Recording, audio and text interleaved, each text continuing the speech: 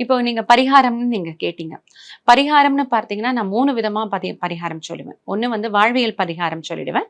2வது கோவில்களுக்கு திருக்கோவில்களுக்கு போட சொல்லுவேன். 3வது பார்த்தீங்கன்னா, நான் வந்து கிறிஸ்டல்ஸ் குடுப்பேன்.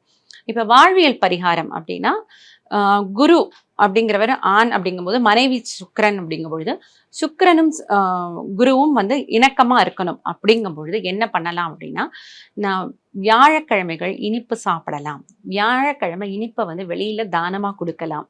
வியாழக்கிழமை மகாலட்சுமி வழிபாடு பண்ணலாம். யாரெல்லாம் யாருடைய ஜாதகத்துல இந்த குருவும், சுக்கிரனும் கேதுவால பாதிக்கப்பட்டிருக்கோ, இல்ல எதுவுமே தெரியல வீட்டுல ஒரு மனக்கசப்பு இருக்கு அப்படின்னா, இது போல வந்து சின்ன சின்ன விஷயங்கள நீங்க வீட்டிலேயே மேற்கொள்ளலாம்.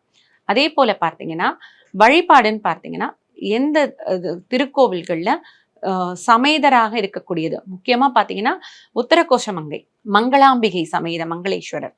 அந்த கோவிலுக்கு போய் உங்க பேர்ல யாருக்கு கொஞ்சம் பிரச்சனை வருதுன்னு ஆரம்பிக்கும் பொழுதே, உங்க பேர்ல போய் அர்ச்சனை பண்ணிட்டு வந்துரலாம்.